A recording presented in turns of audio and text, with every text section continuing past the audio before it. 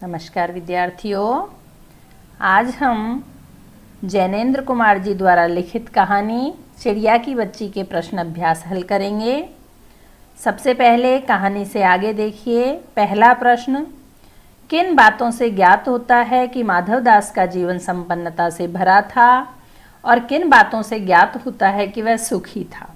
तो इस प्रश्न के उत्तर में दो पार्ट होंगे, दो भाग होंगे, क्योंकि प्रश्न के भी दो पार्ट हैं। माधवदास का जीवन संपन्नता से भरा था, पहले वो बातें बतानी हैं और उसके बाद वह सुखी नहीं था, इस तरह की बातें बतानी हैं। तो उत्तर ध्यान से सुनिए और नोट कर लीजिए। माधवदास की बड़ी संगमरमर की कोठी, सुंदर बगीचा, रहने के ठाट बाट, चिड़िया को कहना कि तेरा सोने का पिंजरा बनवा दूंगा, मेरे पास ढेर का ढेर सोना है, कई कोठियाँ हैं, बगीचे और दास दासियाँ हैं और नौकर चाकरों की तो गिनती ही नहीं है। इन सब बातों से पता चलता है कि उसका जीवन संपन्नता से भरा हुआ था। फिर अगले आधे पार्ट का उत्तर पैरा चेंज करके लिखेंगे, पैराग्राफ बदल करके लिखेंगे।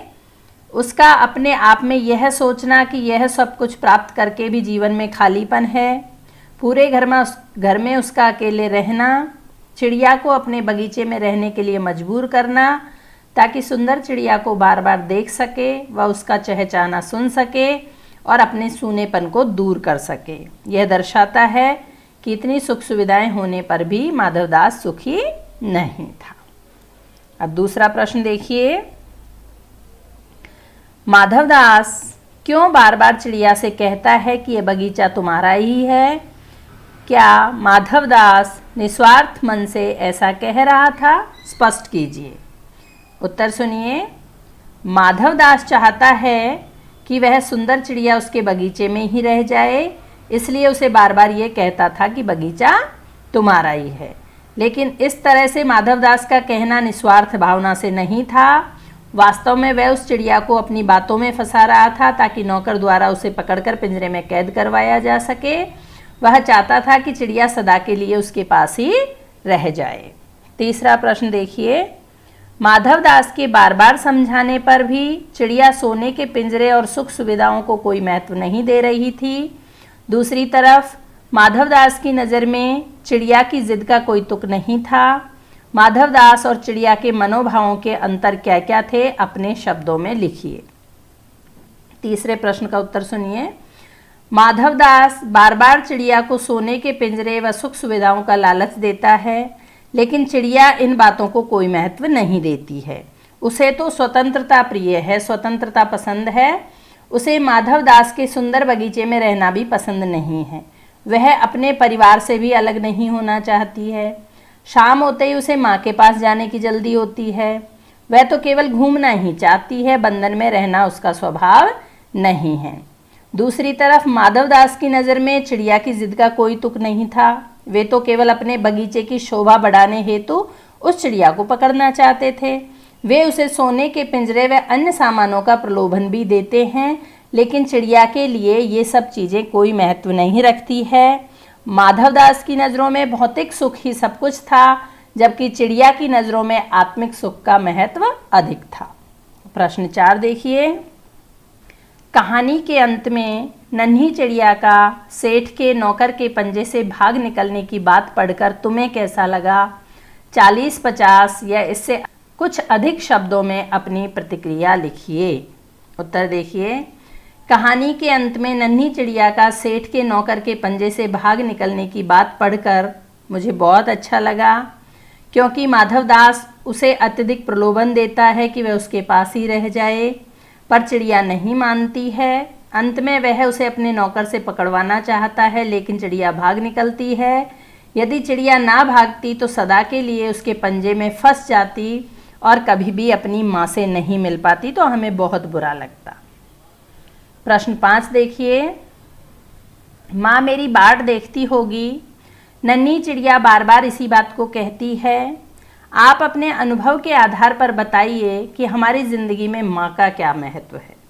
ये हर बच्चा अपनी माँ को किस तरह से देखता है, अपने जीवन में कितने उसको महत्ता देता है, आपके ऊपर निर्भर करता है। लेकिन मैं जो सोचती हूँ वो मैं आपको बताती हूँ, ध्यान से सुनिए। हर बच्चे के जीवन में माँ का अत्यधिक महत्व होता है। वह दुख में सुख में सदा माँ का साथ चाहता है। माँ की गोद उसे सबसे सुरक्षित जगह प्रतीत होती है। लाख प्रलोभन क्यों ना दिए जाएं, बच्चा कभी भी माँ का साथ नहीं छोड़ना चाहता। इस कहानी में जैनेंद्र कुमार ने भी यही दर्शाना चाहा है कि मनुष्य तो मनुष्य, पक्षी भी माँ का साथ चाहते हैं।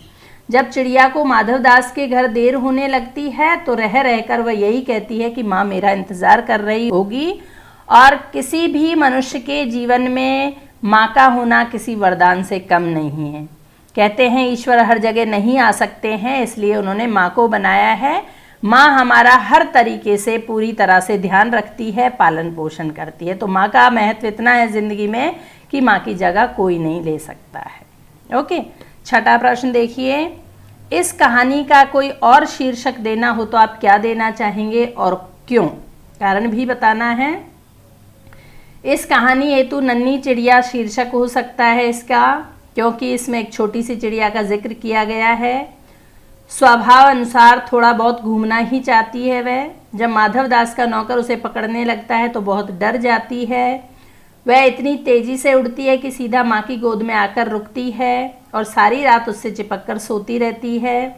वास्तव में छोटे बच्चे की भांति डर जाती है और बच्चा माँ की गोद में ही अपने आप को सुरक्षित महसूस करता है। वैसा ही नन्ही चिड़िया ने भी किया और उसका बार बार ये कहना कि मैं तो भोली हूँ, मैं अनसमझ हूँ, मैं कुछ नहीं समझती, सेठ क्या होता है या फिर सोना क्या होता है, इस तरह की बातें वो कहती है।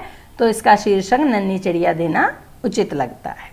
आगे देखिए, कहानी से आगे के प्रश्न देखेंगे। पहला प्रश्न, इस कहानी में आपने देखा कि वह चिड़िया अपने घर से दूर आकर भी फिर अपने घोंसले तक वापस पहुंच जाती है।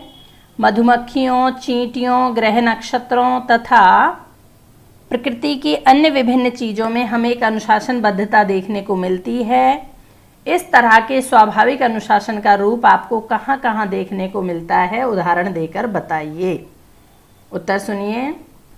मनुष्य सारा दिन बाहर रहने के बाद कोई भी इंसान हो वो रात को समय से या सूर्यास्त होने से पहले अपने घर पहुंच जाना चाहता है। घर पहुंचकर ही उसे अच्छा लगता है, सुकून मिलता है।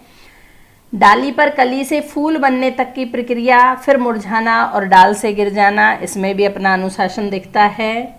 सूर्योदय होना, सूर्यास्त होना या ऋतु चक्र देख लीजिए या दिन रात का बनना देख लीजिए, इन सब जगहों पर हमें अनुशासन दिखाई देता है। दूसरा प्रश्न, सोचकर लिखिए कि यदि सारी सुविधाएं देकर एक कमरे में आपको सारे दिन बंद रहने को कहा जाए तो क्या आप स्वीकार करेंगे? आपको अधिक प्रिय क्या होगा, स्वाधीनता या प्रलोभनों वाली पराधीनता? ऐसा क्यों कहा जाता है कि पराधीन व्यक्ति को सपने में भी सुख नहीं मिल सकता? नीचे दिए गए कारणों को पढ़ें और विचार करें। क, क्योंकि किसी को पराधीन बनाने की इच्छा रखने वाला व्यक्ति स्वयं दुखी होता है, वह किसी को सुखी नहीं कर सकता है।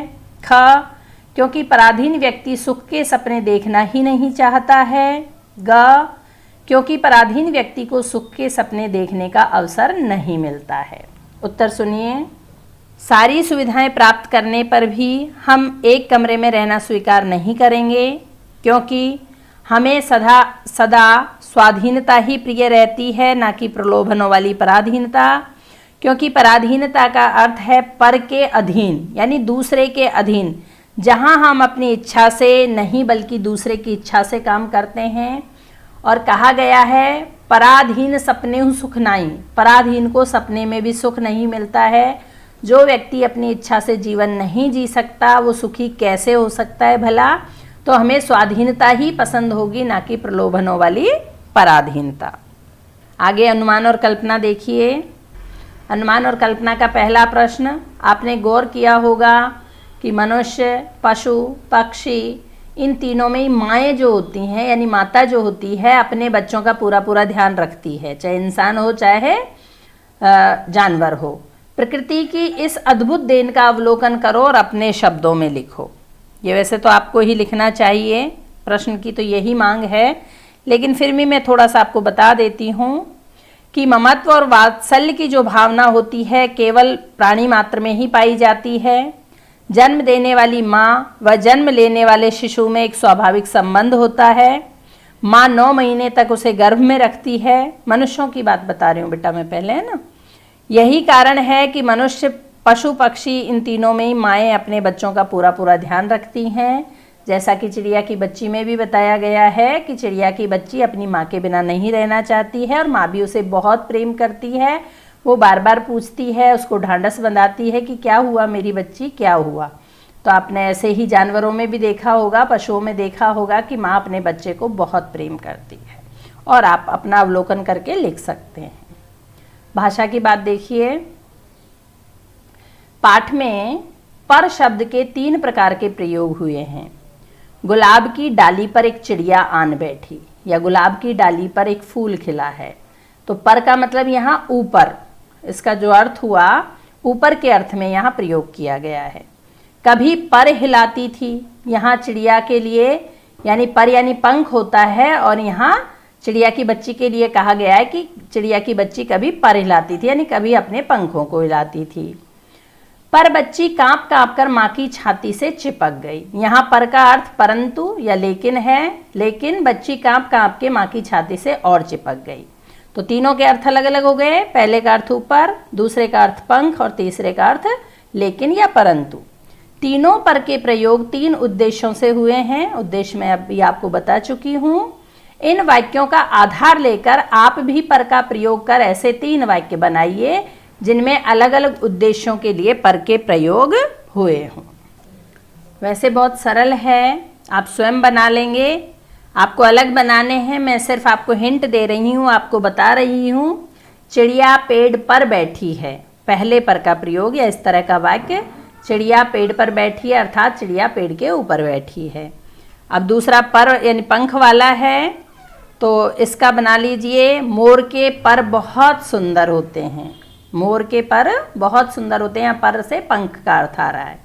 और तीसरा जो पर है परंतु या लेकिन का, मैंने तो काम किया था पर मेरे छोटे भाई ने कॉपी फाड़ दी। कुछ भी ऐसा व्यावहारिक उदाहरण दे सकते हैं, जैसे मैंने तो किताब खरीदी थी पर कहीं खो गई। किसी भी तरह से आप इसका प्रयोग कर सकते हैं, लेकिन, किंतु, परंतु के अर्थ में। ओके, दूसरा प्रश्न देखिए। पाठ में तैने, क्षण भर, खुश करियो 3 वाक्यांश ऐसे हैं जो खड़ी बोली हिंदी के वर्तमान रूप में तूने, क्षण भर, खुश करना लिखे और बोले जाते हैं। यानी ये देशज शब्द हैं जो गांव में प्रयोग किए जाते हैं, लेकिन शुद्ध हिंदी में इस तरह से नहीं बोल के इनको इस तरह से बोला जाता है। लेकिन हिंदी के निकट की बोलियों में कहीं कहीं इनके प्रयोग होते हैं। यानी देशज प्रयोग जो हिंदी की बोलियां हैं, अलग अलग प्रदेश की अलग अलग हैं, अलग अलग जगह की, अलग अलग क्षेत्र की अलग अलग हैं, उनमें इस तरह के शब्दों का प्रयोग होता है। तो आपको इस तरह के अन्य शब्द छांट कर, खोज कर, बड़ों से पूछ करके लिखने हैं। जैसे कह देते हैं ना, ले लियो, मंगा लीजो, इस तरह के जो शब्द होते हैं, या फिर मन्ने जाना है, मन्ने की बेरो, तो इस तरह के जो शब्द होते हैं उनको बताना है आपको। कोई भी 3 शब्द खोज लीजिएगा, बहुत हैं, और उनके शुद्ध हिंदी के अर्थ भी लिखने हैं। ओके, आज की वीडियो यहीं समाप्त होती है। बहुत बहुत धन्यवाद।